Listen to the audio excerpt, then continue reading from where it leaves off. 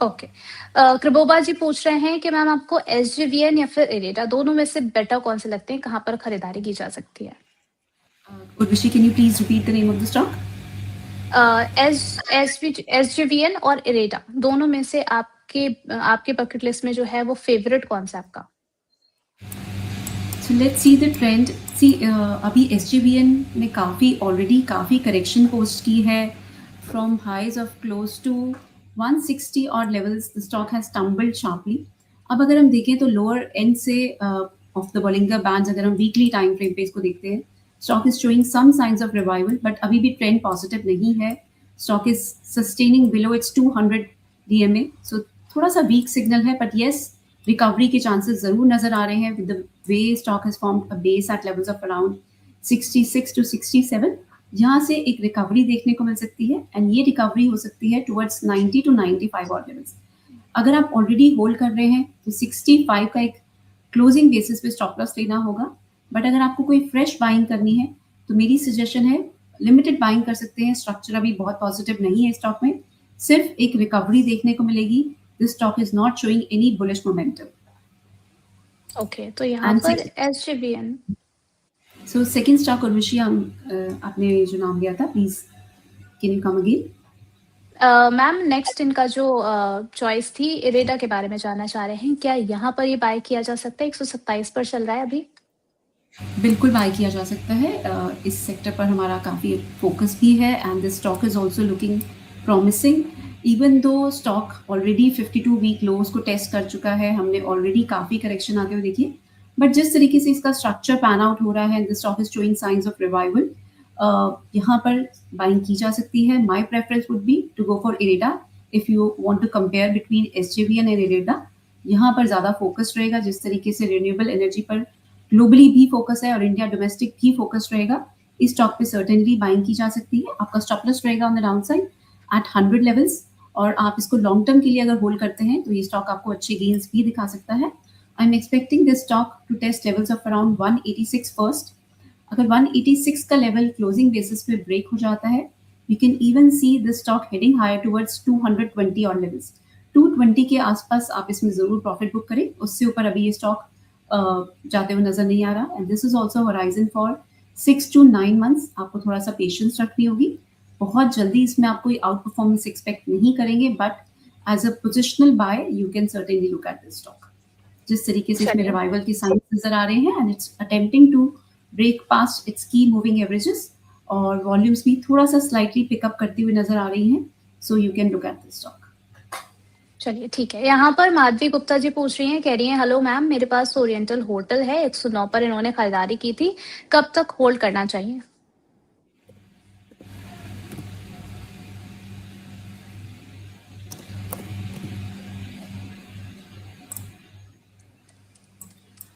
किस लेवल पर माधवी जी ने बाइंग की है Urvashi, can you come again? जी बिल्कुल, यहाँ पर इन्होंने 109 पर बाइंग की है मैम.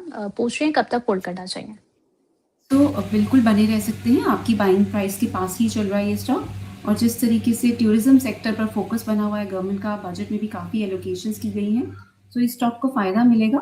और इसके अगर नेट प्रॉफिट की भी बात करते हैं, जो अभी क्वार्टरली नंबर्स निकल के आए हैं वो भी पॉजिटिव रहे हैं. नेट प्रॉफिट 44% बढ़ा है टू 21 करोड़ और रेवेन्यू में भी हमने 14% का जंप आते हुए देखा. So all the signs are turning out to be positive even though the stock has been beaten down badly. So यहाँ पर कुछ वैल्यू बाइंग की अपॉर्चुनिटी इमर्ज हो रही है, इवन दो बहुत बुलिश अभी स्ट्रक्चर नजर नहीं आ रहा. सो आप कुछ इसमें सबड्यू ट्रेड ही आते हुए देखेंगे नियर टर्म में. But once it break past 120 और लेवल्स, एक अच्छा मोमेंटम भी स्टॉक में देखने को मिल सकता है. सो बिल्कुल बने रहें इस स्टॉक में और आपका स्टॉप लॉस रहेगा on a closing basis 95. So hold कर सकते हैं आप अपनी इस पोजीशन को. चलिए बिल्कुल होल्ड करके चलने की आपको सलाह दी गई है. नेक्स्ट क्वेश्चन है अभिमन्यु कुमार जी का, कह रहे हैं मैम मीशो में आज अच्छा चलता हुआ नजर आ रहा है, ये शॉर्ट टर्म के लिए खरीदारी की जा सकती है क्या मीशो में? Urvashi, I've not been able to get the name. I've not Meesho. been tracking this stock. MEESHO. Okay. Yes, I've not been tracking this stock. So technically देखें तो स्टॉक बहुत पॉजिटिव नजर नहीं आ रहा है. इसमें जब तक 162 के ऊपर एक ब्रेकआउट नहीं होता, ये स्टॉक बहुत प्रॉमिसिंग नजर नहीं आ रहा. स्टॉक ने अपने लिस्टिंग गेन्स के बाद काफ़ी ज़्यादा it has seen a lot of correction and consolidation. 162 के ऊपर अगर ये स्टॉक चलता है तो yes we can see the stock posting gains, but उससे पहले मुझे स्टॉक में कोई बहुत मेजर अपसाइड का पोटेंशियल नज़र नहीं आ रहा। 162 के ऊपर the stock in target levels of around 185 to 188 levels बने रह सकते हैं अगर आप इसको ऑलरेडी होल्ड कर रहे हैं। इसमें एडवाइस रहेगी कि आप एक स्ट्रिक्ट स्टॉप लॉस मेंटेन करें। 143 जो अभी इसके रीसेंट लोज हमने लगते हुए देखे, उसके नीचे आपको एक स्टॉप लॉस रखना होगा, बट मेजर अपसाइड तभी देखने को मिलेगी जब ये स्टॉक 162 के लेवल्स के ऊपर एक क्लोजिंग दे पाएगा। और अगर हम तो यहाँ पर क्वार्टरली नंबर्स की भी बात करते हैं तो क्वार्टरली नंबर्स भी कोई बहुत एनकरेजिंग निकल के नहीं आ रहे हैं। नेट लॉस रहा है कंपनी का। सो आईपीओ के बाद इससे ऑलरेडी काफ़ी ज़्यादा करेक्शन भी दिखाई है। सो बिल्कुल बने तो रह सकते हैं, बट इसमें जल्दी एग्जिट की भी एडवाइस रहेगी। आप 185 188 की लेवल्स आपको देखने को मिलते हैं। बेटर रहेगा इस स्टॉक में से शिफ्ट करें कहीं और। चलिए ठीक है, यहाँ पर अगर आपके पास होल्ड किया हुआ है तो आप देख करके चल सकते हैं, लेकिन फ्रेश बाइंग के लिए अभी पोटेंशियल नहीं नजर आ रहा है। चंद्र प्रकाश जी कह रहे हैं कि एक्साइड इंडस्ट्रीज उन्होंने बाई किया है 280 पर, 100 शेयर्स हैं, एवरेज कर सकते हैं क्या?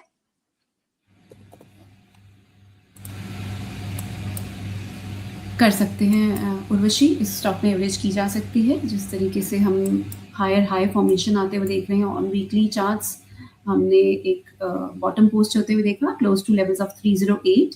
यहाँ पर स्टॉक प्रॉमिसिंग नजर आता है। बहुत सारे स्टॉक्स में हमने ऑलरेडी काफ़ी करेक्शन एंड कंसोलिडेशन आते हुए देखी है। अब there are signs which are visible for recovery. So यहाँ पर भी एक रिकवरी की रैली देखने को मिल सकती है which can take the stock higher towards 390 levels.